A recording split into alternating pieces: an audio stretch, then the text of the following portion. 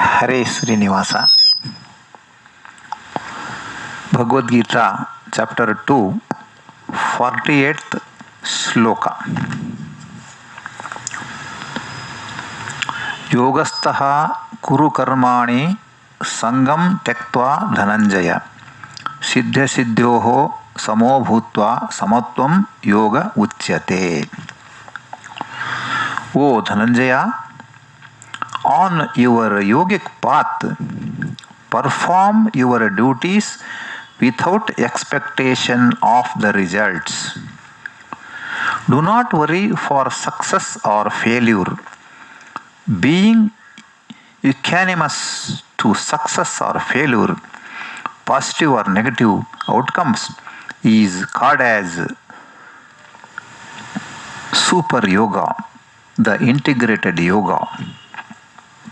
Performing the deeds without expecting the results and submitting it to the Lord is nishkama karma. Doing the deeds with some expectation is sabkama karma, sakama karma. It is inferior. So, without expecting any results and performing the deeds as prescribed by the scriptures, by the constitution, without expecting is nishkama karma. Here in this nishkama karma, he will submit it to the Lord. He will not expect the result. 49th Shloka.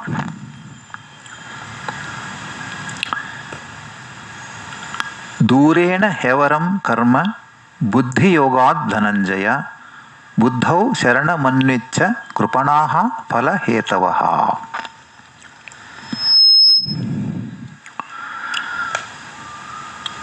Performing duties for attaining divine spiritual gain is the best.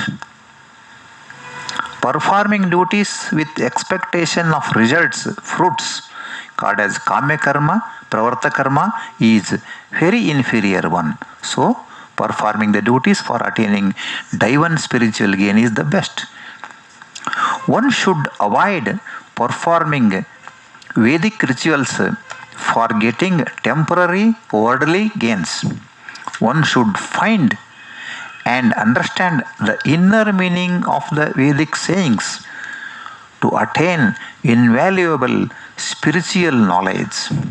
So, performing the duties with expectation of material gains is very, very inferior than the duties performed for attainment of spiritual divine knowledge. The materialistic gain will be temporary and will not last long. It should be noted. Whereas gaining spiritual knowledge, the divine knowledge, the knowledge to know the Lord Almighty is permanent one and will be blissful without time limit. So, perform such deeds which will please God and bestow yogic knowledge. Sri Mantralaya Prabhu Raghavendra Swami explains, even those who have attained spiritual knowledge after doing nishkama karmas cannot claim identity with the Supreme Lord, as this type of claim will lead to the path of a permanent hell.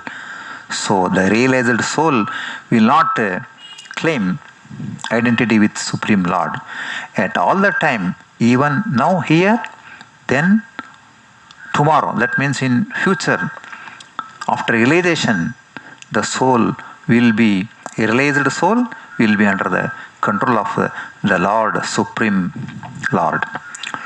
The soul will gain full spiritual knowledge to the extent of its own full capacity.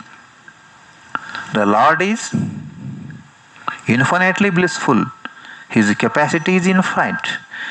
His blissful, auspicious characters are infinite. All powerful, all blissful characters. The soul is blissful to its full capacity only. 50th Shloka. बुद्धि युक्तो जहातिह उभे सुकृत दुष्कृते Tasmat yogaya yujyasva yoga karmasu kaushalam. One who performs duties for attaining spiritual knowledge will realize the God. In future course, he will realize the God. On realization of God, then he is called as Brahmadjnani, Aparokshajnani. He will get rid of the future effects of good or bad deeds. From then onwards, there will be no effect for his deeds. For him, the results of future deeds will not be affecting. His account will be closed for future results of karmas, the deeds. So he is Aparokshajnani. Therefore, focus on performing the deeds, duties without attachment and with the goal of achieving divine, spiritual, blissful knowledge. For getting the grace of Supreme Lord, this is the best way of doing the deeds, doing the karmas. Once a soul gains spiritual knowledge of higher order, once he realizes the God, once the Lord is enlightened in the heart of the soul, then the soul is a blessed one. He is enlightened soul. He is free from materialistic problems. His all future deeds are not accounted for. He is Jivan Mukta. He is free from materialistic miseries. Now he is left with hefty of good deeds. All deeds what he has done is so far, all because of all good deeds and submission of that good deeds as prescribed by the scriptures, he got realization. He becomes Jivan Mukta. He become blissful personality. And his account of having the account of good deeds are there. They say, the learned scholars say, these good deeds are taken into two categories. One is Ishta Punya, the required good deeds for that soul. Anishta Punya, the not required good deeds for that soul. That means some good deeds that accrued Punya is required for him, and another group of Punya, this is called as Anishta Punya, not required Punya, not required fruits. This is required fruits, Ishta Punya. Anishta Punya is not required fruits. Both are good only, but difference is there. The first type, the super good deeds that is required, Ishta Punya, will provide him extra spiritual knowledge, extra spiritual bliss after the final salvation at the moksha stage. So this Ishta Punya adds to him after getting the total salvation, after relieving of this attached linga deha, tough linga deha, after this universe is over, and during the next universe, that means he will be sent to the moksha. So there it will be affecting his extra bliss. The Anishta Punya, this is also Punya, but is not required.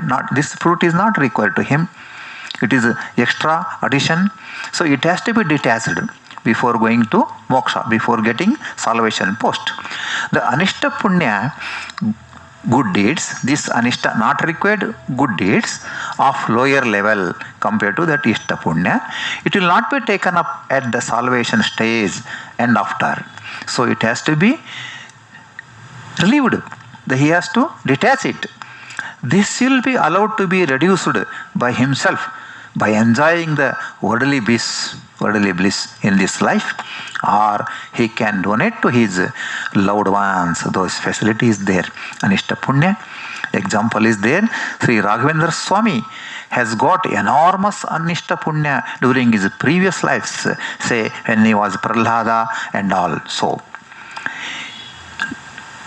that Anishta Punya is not required for him at the eternal bliss at the moksha stage.